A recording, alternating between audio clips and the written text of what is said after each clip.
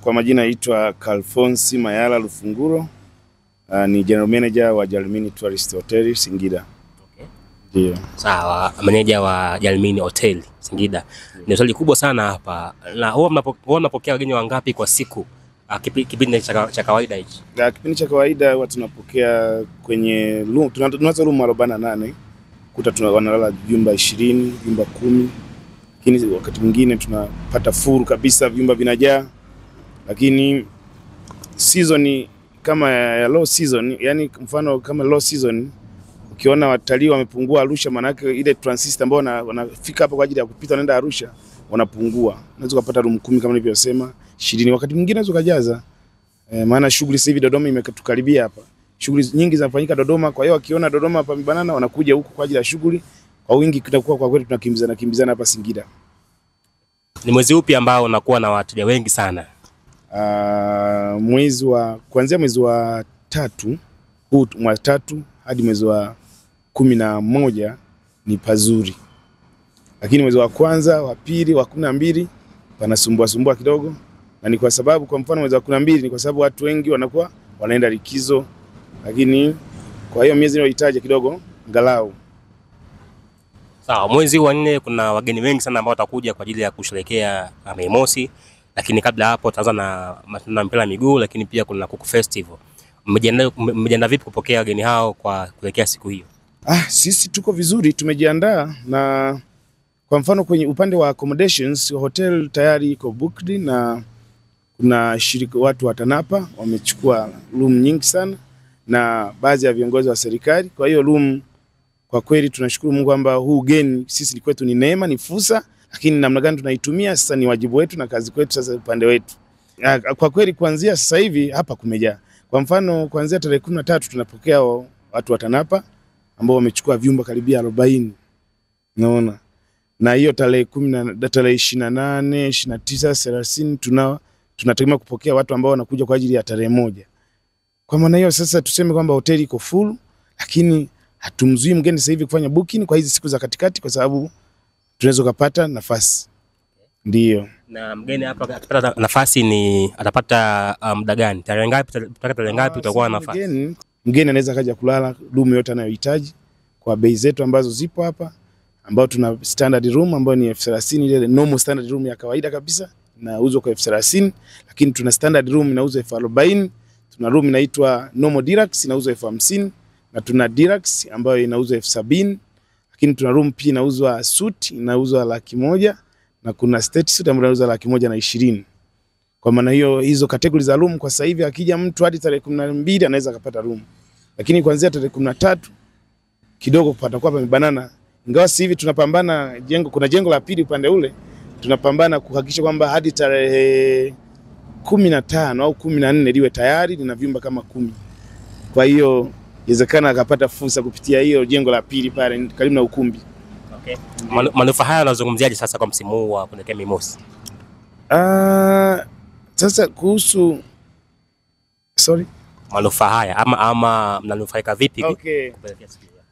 Kwa sisi kama wana Singida na sisi kama wana Jalmini, sisi kwanza tunamshukuru Mwenyezi Mungu na pia tunashukuru mipango ya serikali neema hii kuletwa kwetu, kwa sababu sisi hapa ni fursa sasa. Kwamba ni muda mfupi lakini sisi tunaona kama ni ujio wa neema. Sasa namna gani sasa tunataka tufanye categorize ya kupata manufaa zaidi. Hata mbeleni mtu aseme kwamba nataka kwenda Jalmini Tourist Hotel au nataka kwenda Singida lakini kalala Jalmini Tourist Hotel, kupitia ugeni sisi kwetu ni kama marketing. Kwa hiyo sisi kazi yetu ni kufanya vizuri zaidi ili tutangaze zaidi. Kwa kiuchumi pia tunaenda kupata fedha. Tutapata fedha nyingi kupitia accommodations, kupitia kuuza vyakula na mambo mengine. Tunauza vinywaji aina yote, ile hard drink na soft drink inapatikana hapa. Cocktail tunatengeneza kwa order pia, lakini pia tunauza vyakula. Tuna local food na African food, European food na Chinese food na Indian food, zote zinapatikana hapa. Kwa maana hiyo ni order ya mtu tunatoa kwa order. Muda mfupi sana, dakika 15 unashapata order yako, lakini kwa bei nzuri. Chakula chetu cha chini kabisa tunauza shilingi 10,000 na tunauza hadi chakula shilingi 50,000, nategemea mtu anataka aina gani ya chakula. Lakini pia tunauza chakula kinaitwa kisinia. Kisinia ni chakula cha Kiitalia ambacho kinatengenezwa tunafanya mixer food ambayo inauzwa hadi 150,000. Unakuwa na group wameorganize, tunatengenezea kisinia. Hiyo chakula inauzwa 150,000 kwa camp, watu wanakuwa kikundi labda cha watu 5 na kuendelea. Sababu chakula kinakuwa ni chakula kingi sana. Yeah. Kuelekea Mei Mosi pia, siku moja kabla Mei Mosi kuna usiku wa kuku festival. Sasa nyinyi pia mnauza pia vyakula. Je, mtashiriki siku ya kuku festival? Mtapeleka kuku wenu pale ama kuna nini ambacho mtakifanya kama nyinyi? Kuhusu hiyo tukio la tayari jana nilihudhuria kwenye kikao, ingawa tulisema tunafikiri wiki ijayo tutapewa update. Sisi tunashiriki. Na tunashiriki kama Jalmin, lakini pia mimi ni mkurugenzi wa taasisi yangu inaitwa Sonaric na yenyewe nimejiregister na shiriki.